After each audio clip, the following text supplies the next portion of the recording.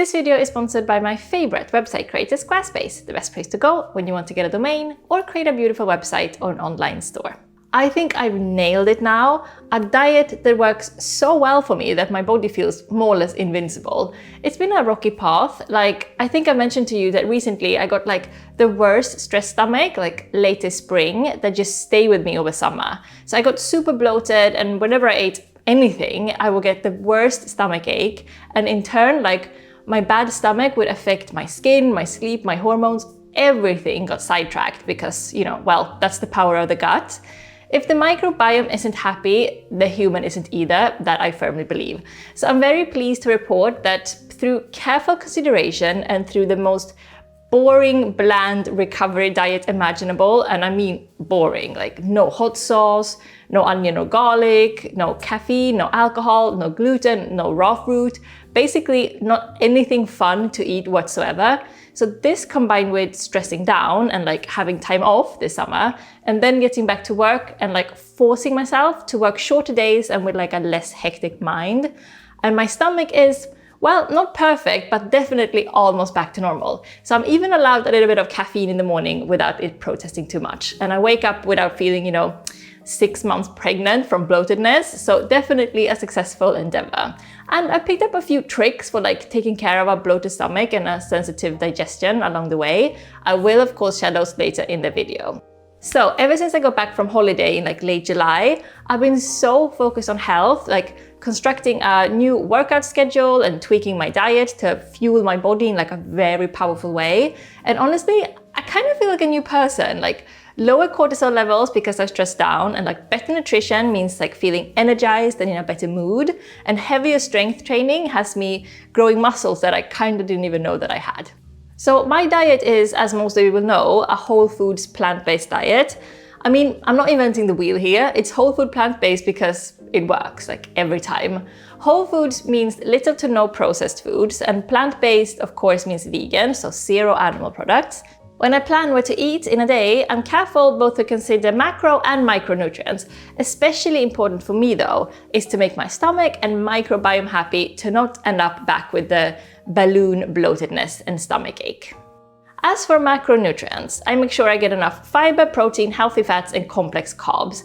And to maximize micronutrients, meaning vitamins, minerals, and phytochemicals, I try eating around 30 different plant foods a day. So veggies, whole grains, fruits, nuts, legumes, and so on. Besides from macros and micros, I also want to get probiotic food and digestive enzymes in my daily diet for the sake of my stomach. And on top of this, I take a couple of supplements too, but I always prefer getting my nutrients through real food as much as possible, since a carrot will contain so many more things than just the beta-carotene that I don't want to lose out on the fibers and the vitamins and the minerals. So let me walk you through a day of what I eat, because I eat basically the same type of food every day. Now, all this might sound a bit overwhelming, but it's actually really quite simple, as you will see now when I go over it from start to finish what I eat daily.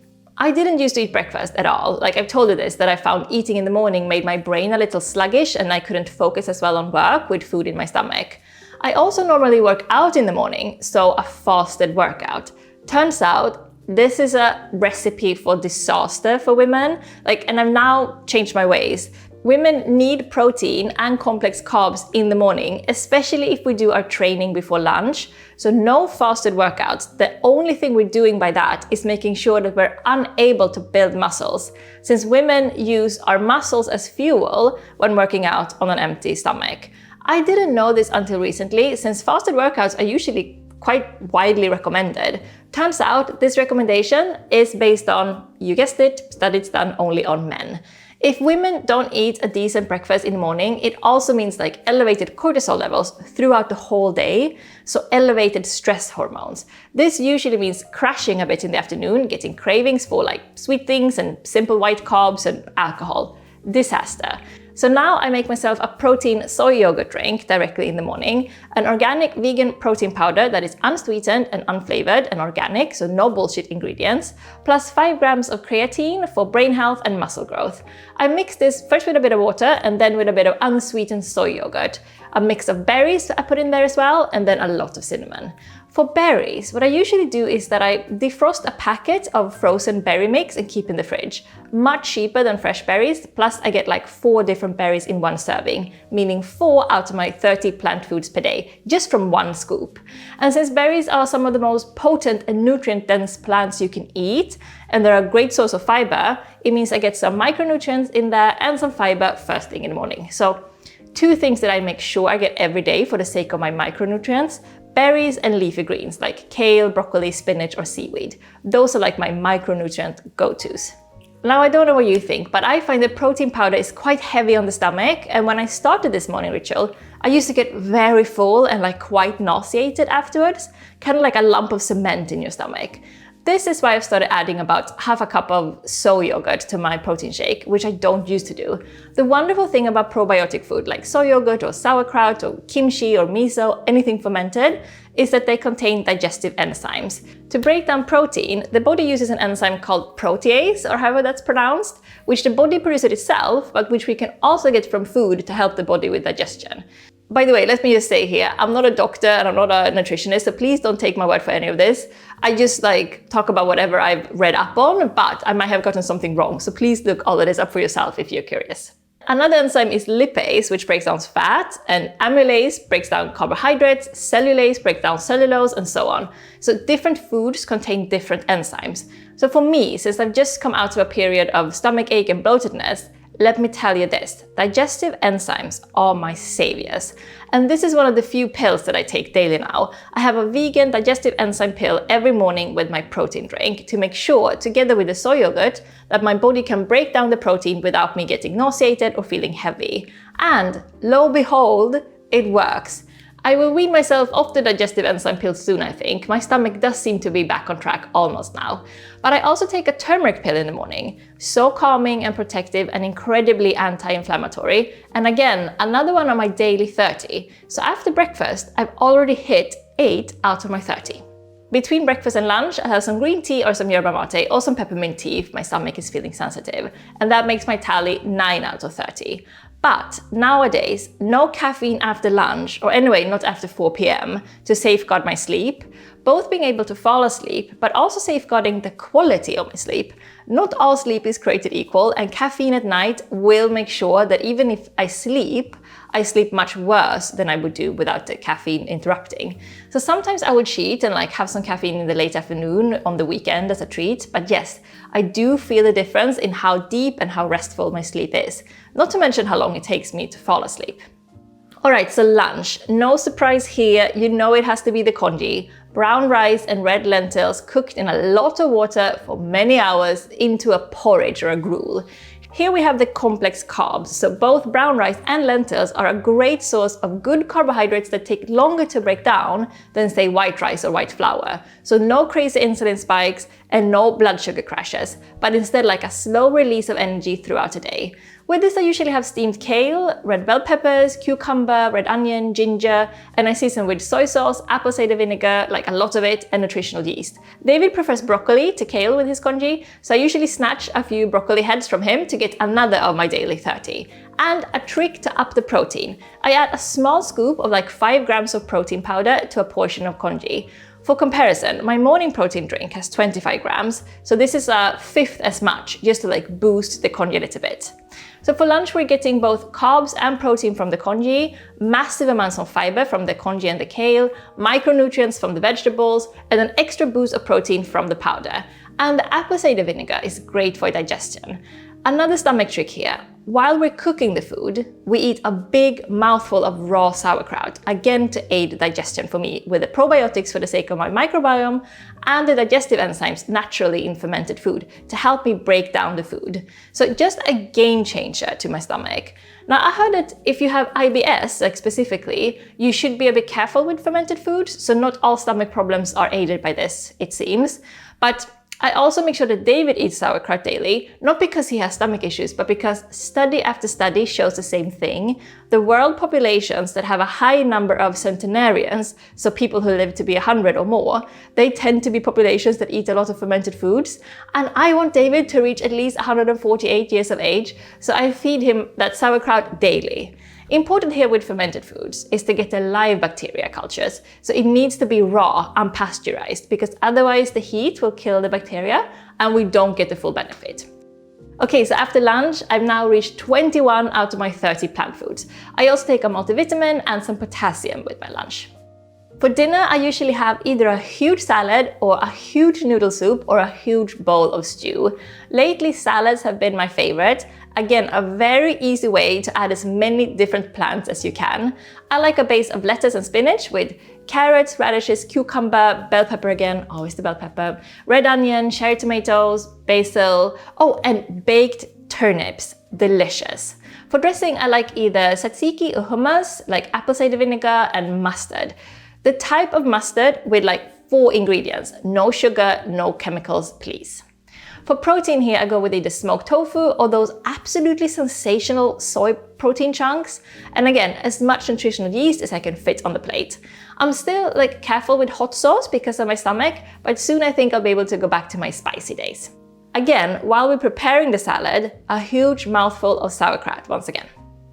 After dinner, we will have some kind of tea, either decaffeinated Earl Grey or rooibos or peppermint.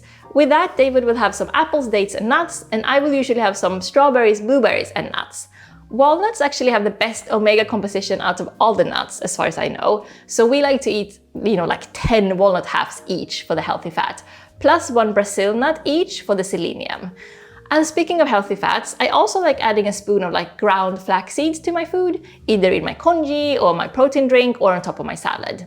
So now when it comes to snacking throughout the day, I aim to get around 100 grams of protein per day. And I realized that the only way to hit that for me is to make my snacking protein centered. So whenever I'm in the mood for something tasty, I open the fridge and there is right in front of me some already sliced cucumber and some readily available protein, like cold fried tofu or soy protein chunks. Those vegan substitute projects can be quite expensive, so a budget-friendly thing is to buy those dried soy chunks that you just swell by adding water. Do you know which ones I mean? I keep those in the fridge and eat cold with cucumber and a sprinkle of Himalayan salt. So good. Side note here, I always eat Himalayan salt or other normal rock salt instead of sea salt, since sea salt has quite a lot of microplastic as a result of our oceans being so plastic polluted. How sad is this? So if we tally up my snacking, we end up somewhere in the high 30s. So this example day that I've just drawn up would leave us at 38 different plant foods or so not shabby. And I've also considered my protein intake. We're getting a ton of fiber, complex carbs, good fat, micronutrients aplenty through the variety of all of those different plant foods, plus the probiotics and digestive enzymes from the soy yogurt and the sauerkraut. I also sometimes have miso, natto, kombucha, kimchi or other fermented foods during the day, but raw sauerkraut is my staple. So a gut-friendly, varied, extremely anti-inflammatory, super kind diet that leaves me feeling energized, satisfied, and just happy with my food. Plus, I get so full. I'm so full and pleased. I don't feel any cravings during the day at all. Because here's an important note. I don't count calories. I don't restrict myself at all. Because another thing about the female hormone cycle that I didn't know, that I just heard, is that you know how we tend to get cravings before our period? It's not just because of our mood dips, asking us for a treat. No, we actually burn up to 300 calories more per day when we're in the luteal phase. 300. No wonder that we're after that afternoon chocolate. So I try to listen to my body, not follow a calorie count or a fixed diet every day. I don't measure things. I don't restrict myself.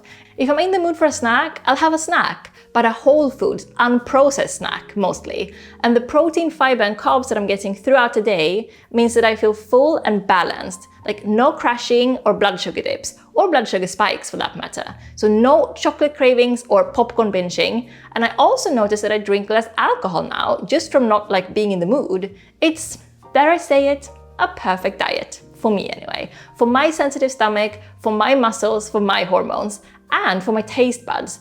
It's such a relief. I feel the difference so acutely with this relaxed way of eating. That just makes my body feel happy. And my brain. Getting that protein and fiber first thing in the morning, it has cut down my cortisol levels so much. And I feel less worried, less anxious, less nervous, especially in the afternoon. And working out is also easier now and more fun. I don't know, maybe you think that I'm exaggerating with all this, but I'm honestly not. Like, I feel better than I have in many, many years.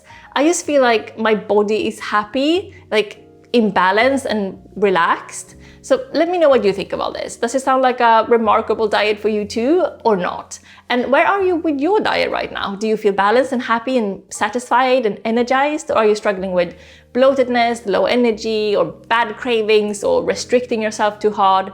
As always, I so look forward to hearing your thoughts. Oh, and don't forget to come see me in Germany. I will be doing a book tour starting November 17th to celebrate the German edition of What a Time to Be Alive. I so hope to meet you in person then, but honestly, no matter where you are, Germany or otherwise, I would love it if you wanted to get a copy of the book if you haven't yet. I'll put links with worldwide free shipping in the description. And that's it for me today. Thank you so much for watching and sharing your thoughts. And until next time I see you, go take care of that body of yours, won't you? You only got the one.